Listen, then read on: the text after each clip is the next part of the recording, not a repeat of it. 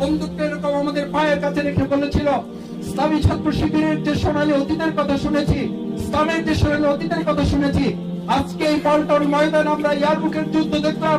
যারা সকাল 6টা থেকে এখন পর্যন্ত কিছু মুখে দেয়নি, তাদের কাছে রুটি এবং কলা যার হাতে আসে তিনি আরেকজনকে দেন, তিনি আরেকজনকে দেন।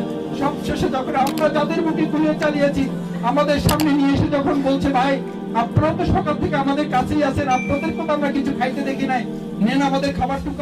আমি যদি আপনাদেরকে জিজ্ঞেস করি আমাদের সোনালী অতীত কি, আমাদের প্রথম সোনালী অতীত হলো আমাদের যাত্রা শুরু হয়েছে জান্নাত থেকে না জাহান্নাম থেকে? সোনালী না অন্ধকার? সোনালী। আমাদের পিতা হযরত আদম আলাইহিস সালাম, তার বিপরীতে ইবলিস। আমরা কি সোনালী না অন্ধকার? অন্ধকার। অন্ধকার, সোনালী। আমরা যদি ইসলামী হিস্ট্রি আলোচনা করি, হযরত ইব্রাহিম আলাইহিস সালাম, তার বিপরীতে নমরুদ। সোনালী না অন্ধকার? মুসা আলাইহিস সালাম, তার বিপরীতে ফিরআউন। সোনালী না অন্ধকার? অন্ধকার, সোনালী। আলহামদুলিল্লাহ। জামাল বিন নাসের, তার বিপরীতে হাসানুল বান্না, ইমাম গাজালি রহমাহুল্লাহ, সৈয়দ বদিউজ্জামান মুর্সি, তার বিপরীতে যে কামাল পাশারা। আমাদের সোনালী না অন্ধকার? সব মিলে যদি এক কথায় আপনাদেরকে বলি, আপনারাই একটা লাইন মুখস্থ প্রায় আপনাদেরকে, আপনারা নিজেরা শোনান, আমাদেরকে শোনান। মুসলিম, that's we have nicely glorious past. সে হচ্ছে মুসলিম যার একটা সুন্দর কি আছে, অতীত আছে। আমাদের পিছনে যা কিছু ছিল পুরোটাই সোনালী। আমরা একটা গোল্ডেন রোড দিয়ে আমরা হাঁটছি, আমরা একটা হাইওয়ে অতিক্রম করছি। আমরা আমাদের পুরো জীবনের ইতিহাসে অলিগলিতে আমরা কখনো মাথা ঢুকাইনি, মাথা ঢুকাচ্ছি না, এবং ভবিষ্যতেও আমরা আমাদের কোনো কর্মপন্থায় রাজপথের এই সোনালী অধ্যায় অতিক্রম করে আমরা কখনো অলিগলিতে আমরা আমাদের মাথা ঢুকাবো না, ইনশাআল্লাহ। অলিগলি অনেক, একটা রাজপথের পাশ দিয়ে দেখবেন প্রায় ছোট ছোট করে লেখা থাকে, ডানে মোড়, বামে মোড়, সামনে চিকন রাস্তা, বামে অমুক রাস্তা, তমুক রাস্তা। কিন্তু মেইন রাস্তাটা যিনি অতিক্রম করেন তাকে একটু সাহস নিয়ে স্পিডে গাড়ি চালাতে হয়। হাইওয়েতে যদি আপনি আস্তে গাড়ি চালান, তাহলে যারা আপনার পিছনে থাকে তারাও বিরক্ত বোধ করে, যারা সামনে থাকে তারাও বিরক্ত বোধ করে। ফাইনালি আপনি আসলে হাইওয়েতে নরমালি গাড়িটা ড্রাইভ করলে হাইওয়েতে গাড়ি ড্রাইভ করা যায় না। হাইওয়েতে গাড়ি ড্রাইভ করার জন্য স্পিড ঠিক করে দেওয়া আছে, 80 কিলোমিটার, 90 কিলোমিটার, 100, 120। ওখানে যদি কেউ 20 কিলোমিটারে চালায় তাতে রিক্সাকে সাইড দিতে হবে। মুসলিম উম্মাহর অতীত হচ্ছে আমাদের রিক্সাকে সাইড দেওয়া না, বরং আমরা যারা আছি আমাদের এই রাজপথকে অতিক্রম করে আমরা সামনের দিকে এগিয়ে যেতে চাই। এটা হচ্ছে আমাদের সোনালী অতীত, ইনশাআল্লাহ। 2 নাম্বার হচ্ছে, আপনি দেখুন আমরা যে সোনালী অতীত অতিক্রম করে আসছি, সেই অতীত অনুসারে এমন একটি অনুকরণের রাস্তা আল্লাহ তাআলা আমাদেরকে দিয়েছেন। আমাদের রাস্তা হযরত খুবাইব রাদিয়াল্লাহু তাআলা, যেই খুবাইব রাদিয়াল্লাহু তাআলা 2 হাত পিছে নিয়ে তাকে যখন ফাঁসির মঞ্চে নিয়ে যাওয়া হয়, আপনাদের ভালো মনে থাকার কথা, আজকে আমাদের কারো কারো জীবনে মনে হতে পারে শাহবাগের গণজাগরণ মঞ্চ বোধহয় বাংলাদেশের ইতিহাসে প্রথম, অথবা পৃথিবীর ইতিহাসে প্রথম। ব্যাপারটি এরকম না, অথবা আমাদের ফাঁসির মঞ্চ তৈরি হয়েছে বোধহয় এই প্রথম, কাশিমপুরে অথবা কেন্দ্রীয় কারাগারে ঢাকার এই প্রথম। ব্যাপারটা তা না। আমাদের সোনালী অতীত সেই জায়গা থেকে হযরত খুবাইব রাদিয়াল্লাহু তাআলা ইসলাম কবুল করার পর যাকে 2 হাত বেঁধে ইসলাম পরিত্যাগ করানোর জন্য নির্যাতনের পর নির্যাতন, চূড়ান্ত সীমায় যখন তাকে নিয়ে যাওয়া হয়েছে ফাঁসির কাস্টে তখন ঝুলানো হবে, তখন মাত্র 2 রাকাত নামাজ পড়ার জন্য অনুমোদন চেয়েছেন, তাকে নামাজ পড়ার অনুমতি দেওয়া হয়েছে। নামাজ পড়তে গিয়ে তিনি অতিরিক্ত সময় নেননি, এই ভেবে যে মুসলমানদের সোনালী অতীতে যেন সামান্য কালিমা লেপন না হয়। নামাজটা তাড়াতাড়ি শেষ করে এসে পড়েছেন। তাদের সঙ্গী সাথী জল্লাদ যারা জিজ্ঞেস করেছিলেন, এত তাড়াহুড়া করলে যে? বলেছে যে নামাজ আমাকে চিরজীবন আমার আত্মার প্রশান্তির ব্যাপার ছিল, যে নামাজ আমাকে আত্মতৃপ্তি দান করত, সেই নামাজের চেয়ে আজকে আমি আত্মতৃপ্তিদায়ক আরেকটি বড় ঘটনার মুখোমুখি। সুতরাং নামাজের সময় ক্ষেপণ করে আমি আমার সেই চূড়ান্ত আত্মতৃপ্তিদায়ক সময়ের কাছে আমি আর কোনো বিলম্ব করতে চাইনি। আর তোমরা যাতে মনে না করো যে মুসলিমরা মৃত্যুকে ভয় পায়, মৃত্যুর ভয়ে আমি আমার নামাজকে দীর্ঘায়িত করেছি।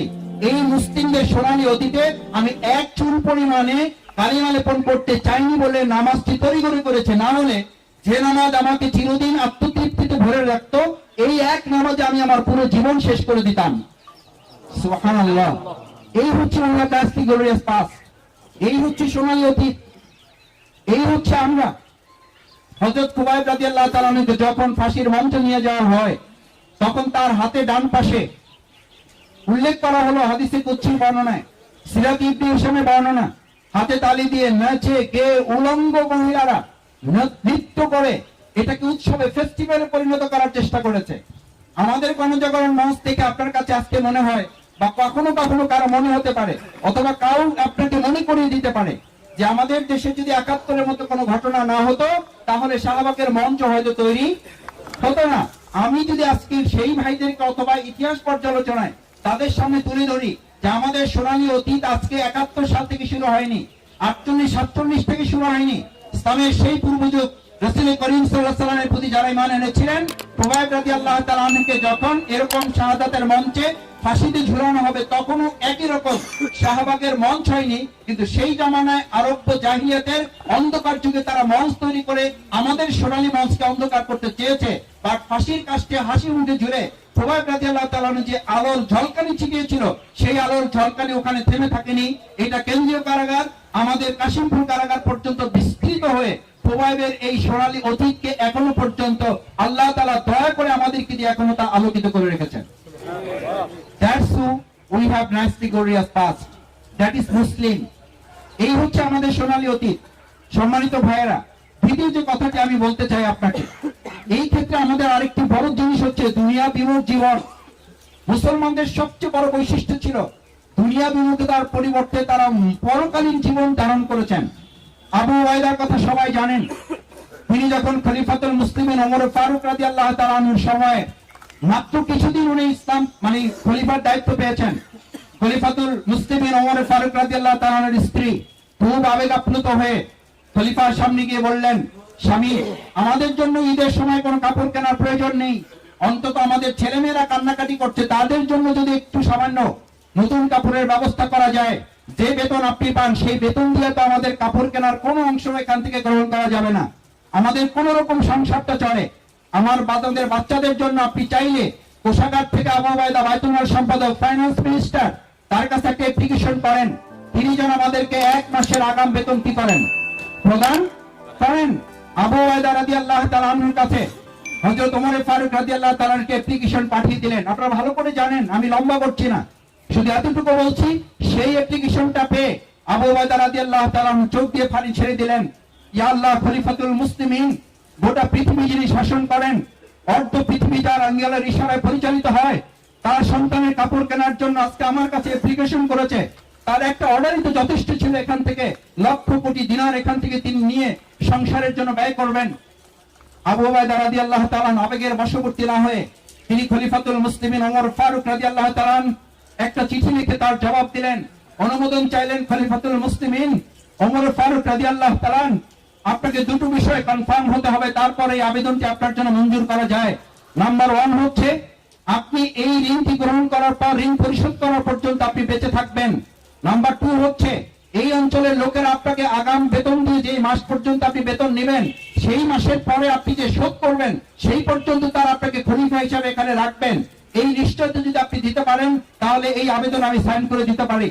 খলিফাতুল মুসলিমিন ওমর ফারুক রাদিয়াল্লাহু তাআলা এই চিঠিটি পেয়ে চোখ দিয়ে এমন করে পানি পড়ছিল, স্ত্রী বলছিলেন যে বাচ্চা শিশুরা যেমন কাঁদে, আত্মোপলব্ধিতে অনুভূতিতে তিনি আনন্দিত হয়ে আল্লাহর কাছে বলেছিলেন, আল্লাহ, আমার যুগে যেমন একজন আবু উবাইদা পেয়েছি, মুসলিম উম্মার এই সোনালী অতীতকে ধরে রাখার জন্য যতদিন পৃথিবীতে ইসলাম থাকবে, যতদিন পৃথিবীতে মানুষ থাকবে, মুমিন থাকবে, মুসলিম থাকবে, ততদিন প্রত্যেক যুগে যেন একজন আবু উবাইদার মতো করে একজন জিম্মাদার, একজন আমানতদার ব্যক্তি যেন যুগে যুগে তাদের মধ্যে আল্লাহ তাআলা আপনি দান করেন। সম্মানিত ভাইয়েরা, এই হচ্ছে আমাদের মুসলিম হিস্ট্রি, এই হচ্ছে আমাদের অতীত, আমাদের হযরত ওমর ফারুক রাদিয়াল্লাহু তাআলা এর এই অতীত ইতিহাস। আমি রাজশাহী ইউনিভার্সিটিতে আমাদের ইসমাইল হোসেন সিরাজি ভাই, আমি ওনার বাড়িতে বহুবার গিয়েছি, ওনার বাবার সাথে দেখা করেছি, এরকম ওয়াল দিয়ে ওনার কবরস্থানটা ঘেরা। আমরা যখন যেতাম উনি আমাদেরকে বলতেন যে এই যে দরজাটা সবসময় কবরস্থানের দরজাটা খোলা হয় না, খুলতে না পেরে উনি ওই ওয়ালটা টপকিয়ে ওখান থেকে ওয়ালটা টপকিয়ে উঠে সিরাজি ভাই কবরের কাছে গিয়ে উনি দোয়া করতেন, দুরূদ শরীফ পড়তেন, বিভিন্ন মোনাজাত করে চোখের পানি ফেলতেন। আমরা গিয়েছি, গিয়ে দেখি উনি বাসায় নেই। জিজ্ঞেস করলাম উনি কোথায়, বললো যে উনি তো ওনার ছেলের কাছে প্রায় প্রতিদিন সকালে চলে যান ফজরের নামাজ শেষ করে। আমরা ওখানে গেলাম, গিয়ে দেখলাম দরজাটা লাগানো। ওখানে যারা আছে খোঁজাখুঁজি করে অনেক চেষ্টা করে আমরা চাবি পেলাম না। দরজা দিয়ে তাকিয়ে দেখি দূরে কবরস্থানের পাশে একজন মুরব্বী, উনি ওখানে বসে দোয়া করছেন। আমরা খুব চেষ্টা করে 3-4 জন একজন আরেকজনের পিঠে দাঁড়িয়ে ওয়াল টপকে ভিতরে ঢুকলাম। ভিতরে গিয়ে ওনার দোয়ায় শরীক হলাম। উনি দোয়া করছিলেন, আল্লাহ আমার এই সন্তান ইসমাইল হোসেন সিরাজীর হাতে আমি কিছু দিয়ে দিতে পারি নাই। যখন পড়াশোনা শেষ করে কফিনটা আমার কাছে এসছে, তার কফিনে একটা পকেট ছিল না। আমার ভালো মনে আছে তিনি যখন ট্রেনে উঠেছিলেন, তার হাতে ট্রেনে ওঠার পর এই জেলায় তিনি তখন অর্থের দায়িত্ব ছিল, বাইতুল মালের দায়িত্ব ছিল, হাতে মাত্র কয়েকটি ক্যালেন্ডার বিক্রির টাকা ছিল। ওই ক্যালেন্ডার বিক্রির টাকাগুলো ফিরিয়ে দেওয়ার জন্য ট্রেন থেকে মাঝপথে নেমে এসে আবার অফিসে এসে দায়িত্বশীলের কাছে টাকাগুলো বুঝিয়ে দিয়ে বললেন, ভাই ওমর ফারুক রাদিয়াল্লাহু তাআলার একটি দোয়া আমার মনে আছে। আবু ওবায়দার মতো করে একজন জিম্মাদার যখন তিনি প্রার্থনা করেছেন, আমি ইসমাইল হোসেন সিরাজীকে যদি আল্লাহ তাআলা এই সিরাজগঞ্জের জন্য আমাকে একজন আবু ওবায়দা করে পাঠায়, সামান্যতম তার একটা আমলও যদি আমাকে দিয়ে করান, এই দোয়া করে করে যখন যিনি কাঁদছেন আমরা তার দোয়ায় শরীক হলাম। দোয়া শেষ করে ওনাকে আমরা জিজ্ঞেস করলাম, আব্বা যান আমরা তো ওয়াল টপকে এসেছি, আপনি কিভাবে এসছেন? কে দরজা খুলে দিয়েছে আপনাকে? আমরা তো অনেক কষ্ট করে ওয়াল টপকিয়েছি। আমাদেরকে ধরে বললেন, বাবা তোমার সন্তান যদি এখানে শোয়া থাকতো তাহলে তোমাকে চাবি খুঁজতে হতো না, ওয়াল টপকানোর জন্য তোমাকে এত কষ্ট করতে হতো না। যার সন্তান এখানে শুয়ে থাকে তাকে ওয়াল টপকাতে কষ্ট করতে হয় না। আমি এরকম তোমাদের আজকে একদিন ওয়াল টপকিয়ে থার, আমি সপ্তাহে প্রায় 2 দিন 3 দিন এরকম ওয়াল টপকিয়ে, কারণ সবসময় চাবি আমি পাই না, চাবি চাইয়ে তাদেরকে বিরক্তও করি না, এরকম ওয়াল টপকিয়ে এসে আমি আমার সন্তানের জন্য আল্লাহর কাছে দোয়া করি। হযরত ইসমাইল হোসেন সিরাজী এরকম একজন আবু ওবায়দার ভূমিকা পালন করেছেন। এই হচ্ছে বাংলাদেশ ইসলামী ছাত্র শিবির সেই কাফেলার সদস্য আপনি। 2006 সালের 28 অক্টোবর আমরা উহুদ পাইনি, হুনান পাইনি, আমরা সিফিন যুদ্ধ পাইনি, ইয়ারমুকের যুদ্ধের কথা আপনারা গল্প করেন। আর 2006 সালের 28 অক্টোবর আমরা ইয়ারমুকের যুদ্ধ দেখেছি। আমাদের শহীদ মীর কাসেম আলী ভাই দুপুর 2টার সময় যখন কলা রুটি নিয়ে আমাদের কাছে হাজির হয়েছেন, ভাইয়েরা আমাকে এরকম পিঠে হাত দিয়ে বলেছিলেন, সেনাপতি কলা রুটি খেয়ে নাও তোমার ভাইদেরকে নিয়ে, কারণ কে কতক্ষণ বেঁচে থাকবে আমরা জানি না। ইতিমধ্যে 11 জন শহীদের কফিন অফিসের সামনে জড়ো করা হয়েছে, তোমাদের কার কখন কফিন চলে যায় জানি না, এই রুটি আর কলাটি অন্তত খেয়ে নাও। আমার স্পষ্ট মনে আছে ইয়ারমুকের যুদ্ধ আমরা পাইনি, কিন্তু এই কাফেলার সোনালী অতীত আমরা তৈরি করেছি। আমাদের রুটি এবং কলাগুলো ভাগ করে যেই পুলিশ একটু আগে আমাদেরকে গুলি করেছিল, আশপাশে পুলিশের ভাইয়েরা কেবল একটু বিরতি নিয়ে বন্দুক নিয়ে দাঁড়িয়ে আছে, তারাও হয়তো অনুমতি পেলে একটু পরে গুলি করবে। আমাদের ভাইয়েরা একজন রুটি কলা নিয়ে আরেকজন ভাইকে দিচ্ছে, আরেকজন ভাই আরেকজন ভাইকে দিচ্ছে, আরেকজন ভাই আরেকজন ভাইকে দিচ্ছে। ভিতরে ঢুকে দিয়ে দেখি যে অনেক ভাই রক্তাক্ত অবস্থায় কাতরাচ্ছে, তার মুখের কাছে নিয়ে পানিটুকু দেখে তিনি বলছেন যে ভাই আরো ভিতরে ঢুকেন, আরো ভিতরে আমাদের অনেক আহত ভাইয়েরা আছে।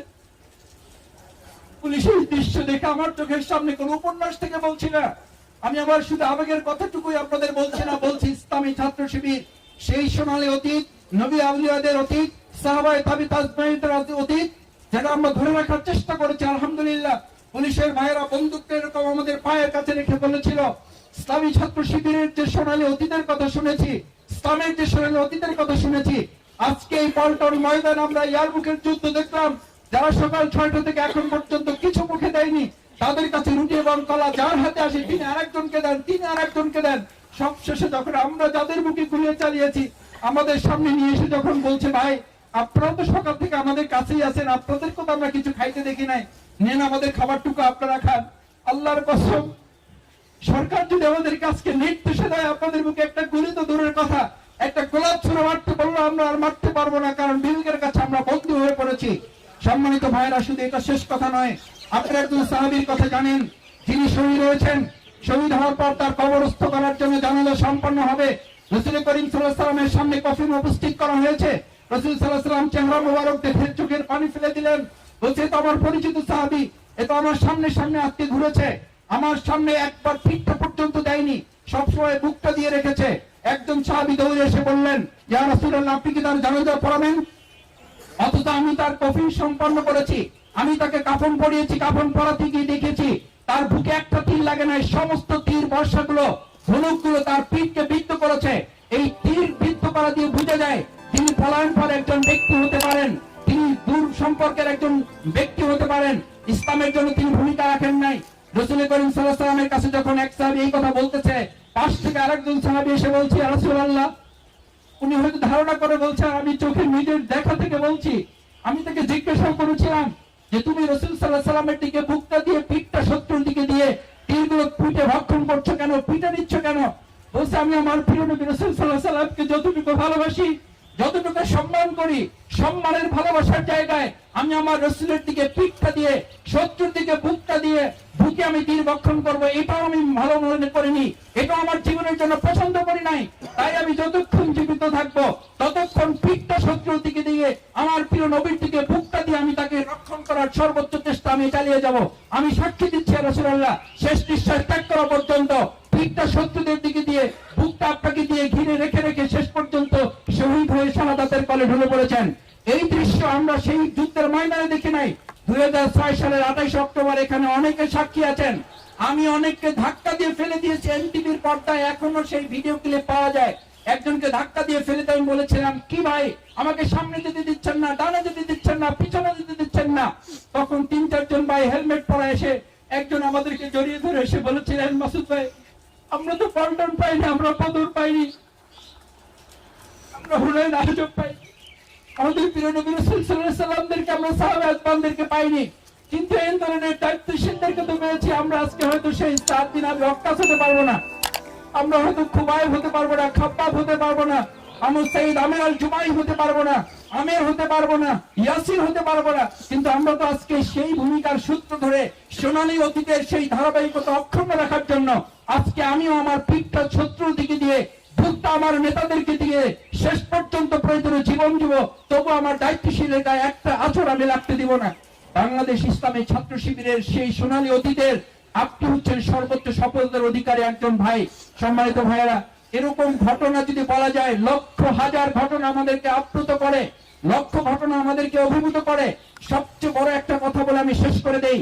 যখন আপনারা জানেন 7টার সময় ঘটনা শেষ, আমি রুমে ঢুকবো, আমার এখানে অনেকে সাক্ষী আমার সাথে আছেন, কামাল ভাই তখন পূর্বের সভাপতি ছিলেন। আমি যখন রুমে ঢুকতে যাব কেবল অফিসে, কেন্দ্র অফিসে 48 পুরানো পল্টন 1-এ রুমে পা রেখেছি, দোতলায় নিচতলা আমাদের প্রকাশনা অফিস ছিল। প্রকাশনা রুমে গিয়ে দেখি 11-12টা ছেলে এরকম গড়াগড়ি দিয়ে, কারো প্যান্ট আছে, কারো হাফ প্যান্ট পরা, জাঙ্গিয়া পরা, লুঙ্গি কেউ ছিঁড়ে গেছে, কারো জুতা নেই, গেঞ্জি নেই, পরনে কিচ্ছু নেই।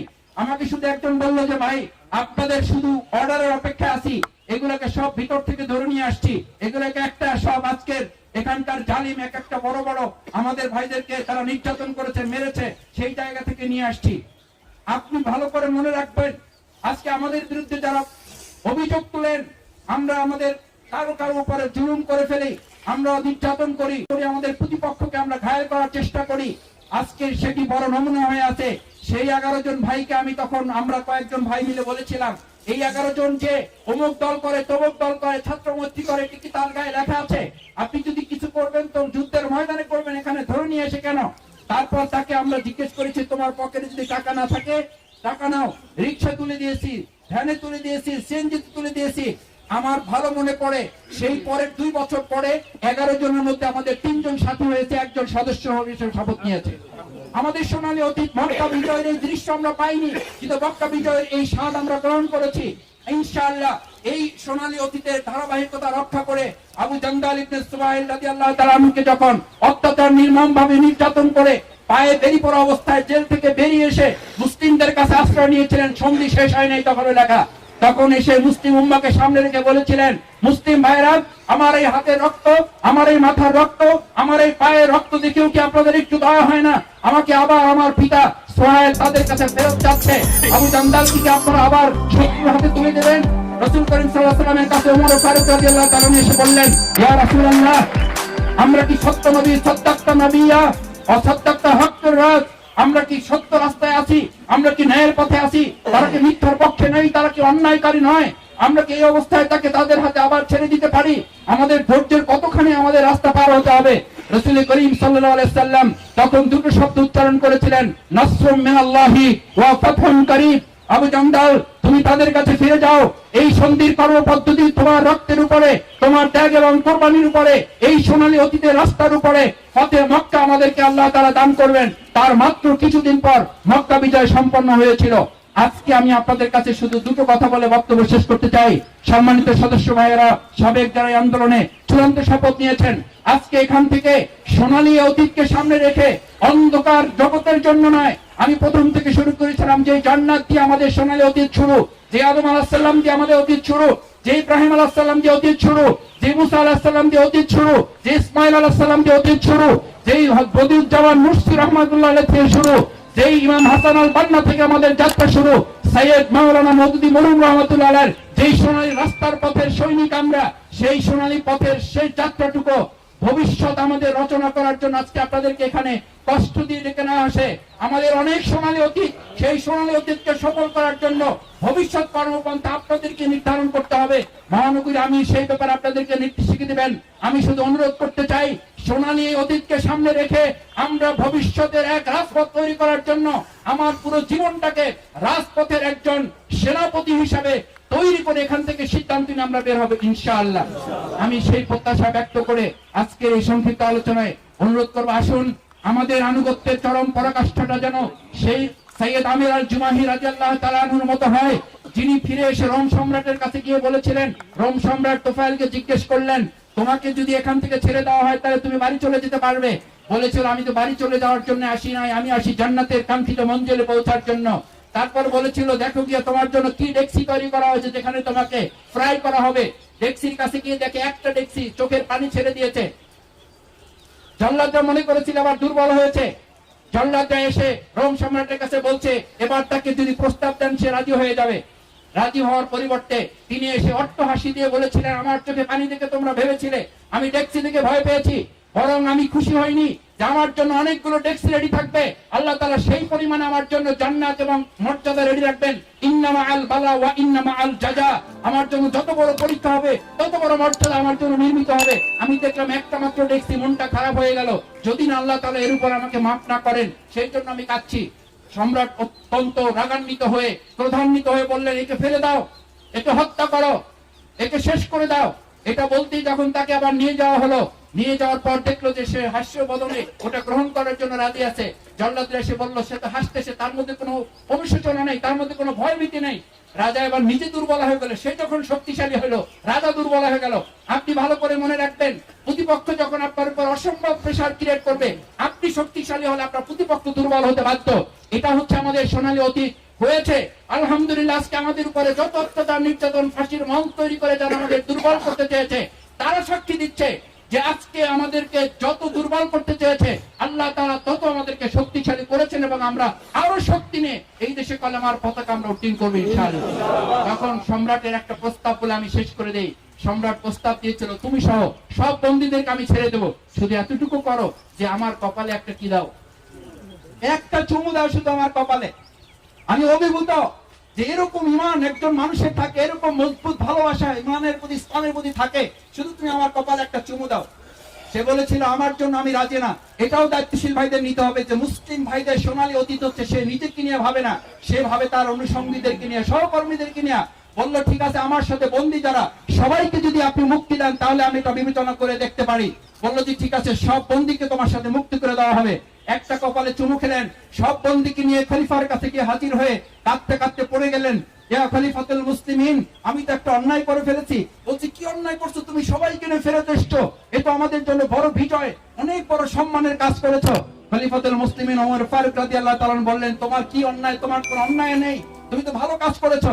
বলছে খলিফাতুল মুসলিমিন, আমি তো তার কপালে একটা চুমু খেয়ে এসেছি।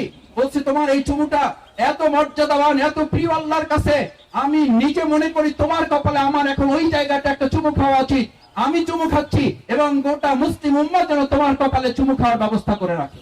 সম্মানিত ভাইয়েরা, এভাবে করে মুসলিম উম্মাহর যে সোনালী অতীত, ইসলামী আন্দোলনের জন্য সোনালী অতীত, আমাদের যে সোনালী অতীত, সেই সুন্দর সোনালী অতীতকে ভবিষ্যৎ কর্মপন্থায় আলোক উজ্জ্বল করার জন্য আমি শুধু এতটুকু অনুরোধ করব যে আমরা আমাদের নিজেদেরকে আলোক উজ্জ্বল করে ভবিষ্যৎ একটা ঢাকা মহানগরী দক্ষিণের উজ্জ্বল নক্ষত্র তৈরি করে গোটা বাংলাদেশের একটা মডেল হিসেবে আমরা তৈরি করার জন্য আজকে সিদ্ধান্ত নিয়ে বের হব যে গোটা বাংলাদেশ জানবে ইসলামী আন্দোলনটা দুর্গ এক জায়গায় তৈরি হয়েছে, ঢাকা মহানগরী দক্ষিণ। সেই প্রত্যাশাকে আমরা করতে পারি আপনাদের কাছে ইনশাআল্লাহ। আমরা কি রাজি আছি সবাই? আল্লাহ তাআলা মেহেরবানি করে আপনি আমাদের ভাইদের হাতগুলো আমাদের সবাইকে কবুল করুন। লা ইলাহা ইল্লাল্লাহ।